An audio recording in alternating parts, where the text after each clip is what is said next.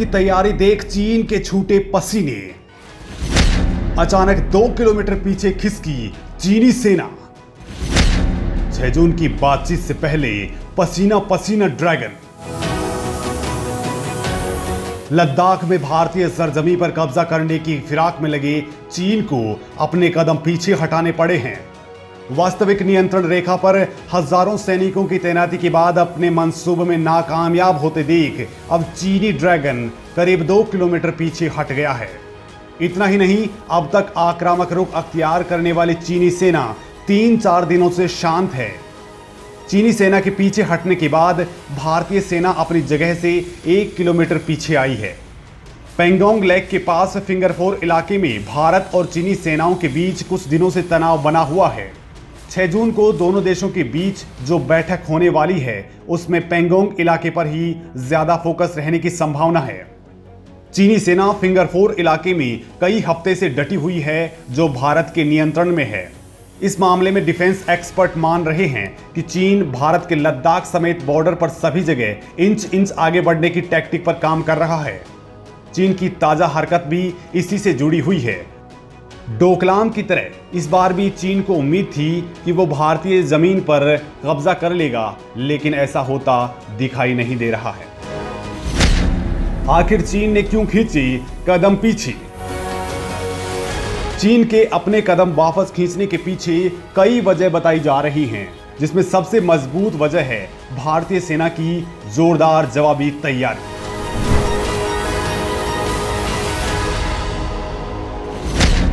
भारत के आक्रामक तेवर से डरा चीन।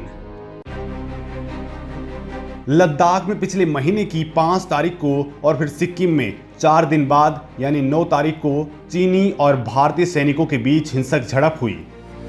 सिक्किम का तनाव तो नहीं बढ़ा, लेकिन लद्दाख में गलवान और पेंगोंग लेक के पास एलएसी पर चीन ने आक्रामकता दिखाई और दबाव की रणनीति के तहत अपने सैनिक बढ़ाने शुरू कर दिए। चीन ने एलएसी पर 5000 सैनिक भेजे। चीन की नापाक हरकत के जवाब में भारत ने भी एलएसी पर अपने सैनिक बढ़ा दिए और चीन की बराबरी में हथियार, टैंक और युद्धक वाहनों को भी इलाके में तैनात कर दिया। इस तैयारी के बाद भी भारत ने संयम के साथ बातचीत का रास्ता भी नहीं छोड़ा।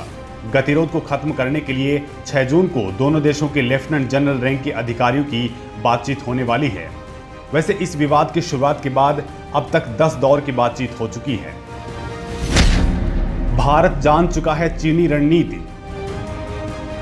चीन के साथ हमेशा से ये रहा है कि उसके साथ अगर कोई देश नरमी से पेश आता है तो वह चढ़ जाता है और अगर सख्त रवैया अपनाता है तो वो पीछे कदम खींच लेता है।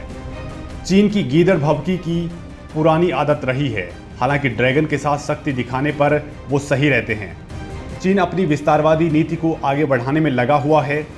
चीन जो भारत के साथ कर रहा है वो ही जापान, ताइवान और वियतनाम जैसे अन्य पड़ोसी देशों के साथ भी कर रहा है। आंतरिक संकटों से घिरा है चीन। चीन के पीछे हटने की एक बड़ी वजह चीन में आंतरिक संकट भी है। कोरोना वायरस संकट की वजह से चीन की अर्थव्यवस्था भीषण मंदी के दौर से गुजर रही है। दुनिया की फैक्ट्री कहे जाने वाले चीन से निर्यात कम हो गया है। इससे वहां के नागरिकों में बेरोजगारी और असंतोष बढ़ रहा है। इसे दबाने के लिए चीनी नेतृत्व राष्ट्रवाद का कार्ड खेल रहा है। अमेरिका की वजह से वो ताइवान और साउथ चाइना सी में कुछ नहीं कर पा रहा तो उसने भारत के खिलाफ दबाव बढ़ाना शुरू कर दिया।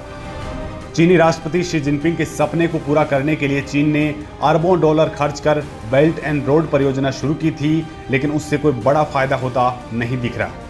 इससे चीन पर आंतरिक स्तर पर दबाव बढ़ता जा रहा है। चीन पर बढ़ा चौतरफा दबाव। चीन के अचानक पीछे हटने की वजह इंटरनेशनल प्रेशर भी है, क्योंकि साउथ चाइना सी, कोरोना और व्यापार के मुद्दे पर अमेरिका के साथ उसकी जंग चल रही है। अमेरिकी राष्ट्रपति डोनाल्ड ट्रंप ने दुनिया के ताकतवर देशों के ग्रुप G7 का विस्तार कर भारत को शामिल करने के संकेत दिए हैं। इतना ही नहीं, जापान, वियतनाम, ऑस्ट्रेलिया और ताइवान चीन की विस्तारवादी नीति का लगातार विरोध कर रहे हैं। चौतरफा गिरा चीन इस समय बड़ी सेना रखने वाले भारत से जंग का खतरा मोल नहीं ले सकता। चीन भारतीय बाजार को भी नहीं खोना चाहता। इसी वजह से उसने लद्दाख में अपने रुख में नरमी लाई है। क्यों खास है 6 जून की मीटिंग? लद्दाख के सीमाई क्षेत्र में चीन की सेना अपना दम दिखाने की कोशिश कर रही है। भारतीय सेना भी उसके सामने डटी हुई है। दोनों तरफ से बातचीत भी जारी है, लेकिन अब तक गतिरोध खत्म नहीं हो पाया। अब एक बार फिर दोनों मुल्कों की सेना बातचीत करने जा रही है। ये मीटिंग 6 जून को प्रस्तावित है। मीटिंग में दोनों देशों के लेफ्टिनेंट जनरल रैंक के अधिकारी हिस्सा लेंगे। ये मीटिंग भारत और चीन के बीच चल रहे विवाद की वजह से काफी महत्वपूर्ण है। इस मीटिंग को भारत की तरफ से लेह स्थित 14 कॉर्प कमांडर का डेलीगेशन लीड करेगा। ये उच्च स्तरीय मीटिंग सीमा पर संकट खत्म करने के लिहाज से काफी महत्वपूर्ण मानी जा रही है। पूर्वी लद्दाख में ये विवाद मई के शुरुआत से चला आ रहा है। लद्दाख में एलएसी पर भारत की ओर से सड़क निर्माण का काम करवाया जा रहा था, जिसका चीन ने विरोध किया। इसके बाद 5 मई को पेंगोंग लेक पर दोनों देशों के सैनिक भिड़ गए। इस झड़प में कई जवान घायल भी हुए। इसके बाद चीन ने इलाके में सक्रियता बढ़ा दी और जिसके जवाब में भारत ने भी अपना मोर्चा खोल लिया।